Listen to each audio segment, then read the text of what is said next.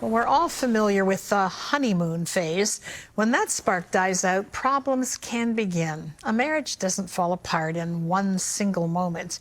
It kind of unravels in what author Dana Shea calls the long middle. What if struggles in your marriage could actually make it stronger? Dana Shea knows they can. As a keynote speaker, relationship expert, and host of the Rebuilding Us podcast, Dana blends humor, grace, and real-world advice to help people live and love better. In her new book, Tried and True, she draws from 12 imperfect biblical couples, offering guidance for navigating conflict, disappointment, or unmet expectations, ultimately showing that even the hardest seasons can deepen your connection and strengthen your covenant. Well, Dana is with us now. We welcome you to the 700 Club. Great to have you here today. Thank you so much for having me, Terry. It's such a pleasure. Tried and true. Boy, you've got 12 couples out of the Word that you take a look at and study here. But one of the things you talk about is the long middle in marriage. What do you mean by that? The long middle is where most couples live. You know, it's where things are not horrible, but they're not great. It's really the mundane, the everyday, just, you know, stressors of life, stressors of marriage. And I think that's where a lot of couples get stuck, is in that middle. Again, because it's not like we're not necessarily headed to divorce court, but we're not thriving in our marriage either. We're not enjoying it like we expected to. Exactly. Talk a little bit about the significance of what you call as reconnection, or disconnection, because how does that happen? That introduction was so true that it doesn't happen like overnight. Right. It happens a little bit at a time. Talk about that. Terry, I liken it to, if you imagine like a canoe on a lake, right? If the canoe is just sitting on a dock and it's not tethered to anything, it's not tied to anything, it doesn't take a hurricane or gale force winds. It's just a gentle breeze. That canoe is going to drift off, right? Yeah. And that's what happens in marriage, is that our default is actually disconnection, not connection.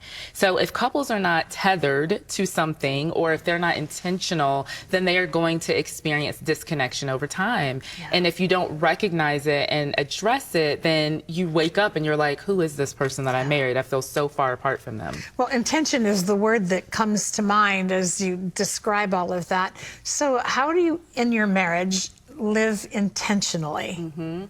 I think, you know, a lot of it is the everyday choices that we make. Little things that can slip by, like saying please, saying thank you. My husband and I have been married for almost 27 years. He opens the car door for me. I was just going to say, open the car door. Open the car, and then I say thank you, right? Yes. Like not taking that for granted. We kiss each other, you know, even if we're upset. It might be like a quick peck real quick. That wasn't a real one. But right, it's like our obligatory kiss. But like, you know, when he's coming in, when I'm going out, like just those little things that that we kind of miss sometimes. Those are ways to stay connected. And then obviously our spiritual connection, which is really the reason that I wrote this book, because I think that if we have a foundation of spiritual connection, that's going to take care of so many of the things that try to disconnect us. Do you think sometimes the Christian couples are almost more susceptible to having marriage issues because they just assume they both love the Lord, they're both committed to each other, that they're almost not ready to deal with the long middle? Absolutely. And we have to understand that we have an enemy, and the enemy hates marriage, because marriage is God's primary human relationship where he reveals his covenant. And so because we are in a Christian marriage, we are a target for the enemy. And I think a lot of Christians have no idea. They have no idea that they have an enemy who is after them. And so what happens is then we look at each other, we look at our spouse as our enemy instead of the real enemy.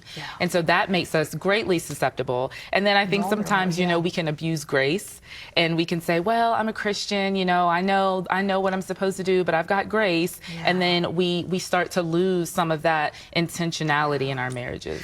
You just mentioned covenant.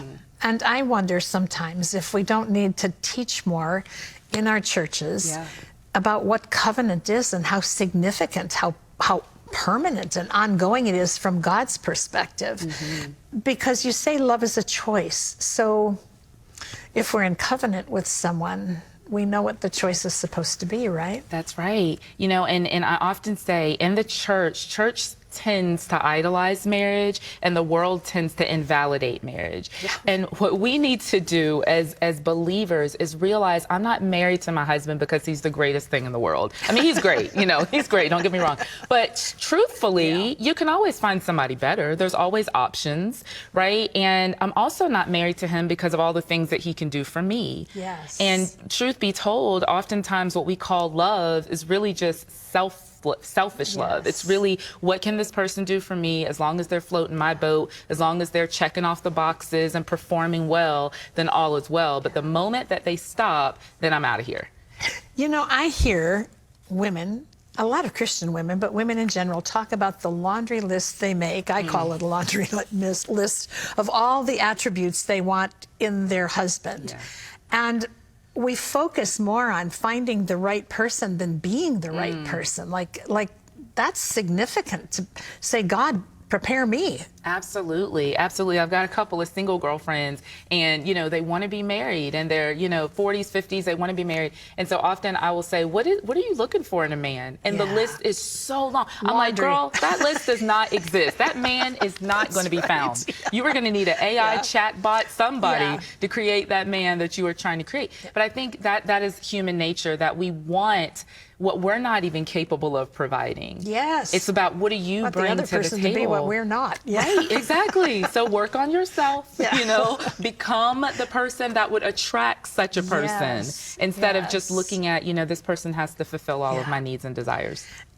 You mentioned this a little bit earlier about the kiss that comes when it's just on the heels of a disagreement.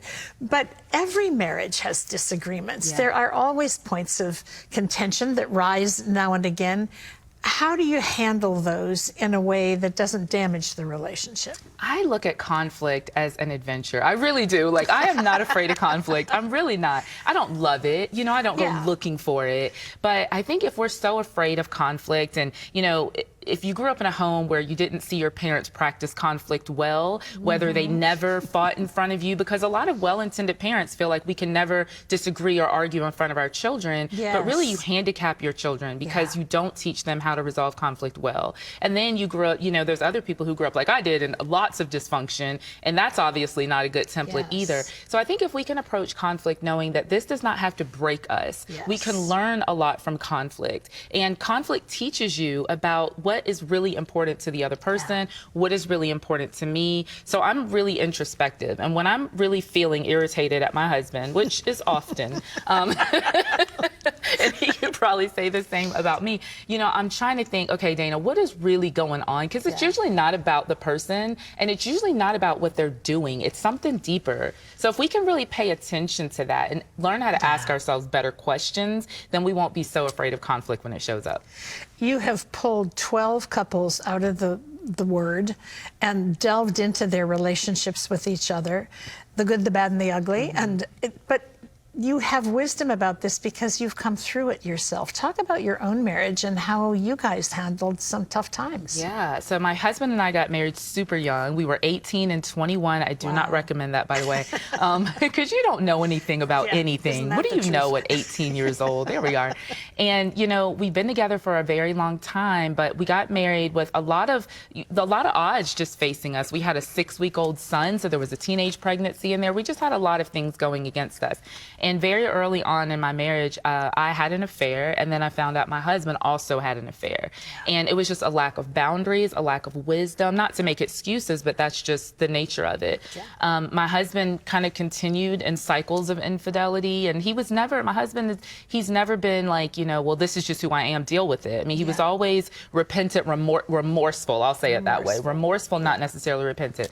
And we just dealt with cycles of infidelity through many, many years of marriage. And throughout that, my heart became very cold, very bitter, lots of unforgiveness, lots of shame. It's a very shameful thing to go through infidelity. And lots of people never talk about it because it's so shameful. And so I remember early on, we would look to other couples to help us. You know, we knew we were in trouble, and we would look to other couples to help. And unfortunately, even in the church, we didn't get much. We didn't get much help. So how did you resurrect the flame?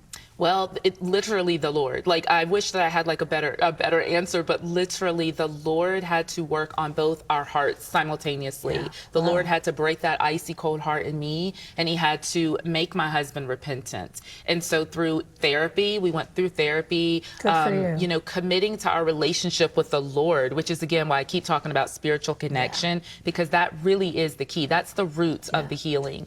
And it's a long journey. And I tell people, listen, you didn't break your marriage overnight. It's not going to be fixed overnight. But that's the covenant. I love that. That's right. I love that. Your new book, just out. Brand new, yep. Tried and True Marriage Advice from 12 Imperfect Biblical Couples. Well, that should free us all. There's not going to be any great comparison or judgment in this, but there is going to be great wisdom. The book is available wherever books are sold, and we're just excited with the message you bring us. Thank you. Thank you so much, Yeah, Terry. Yeah.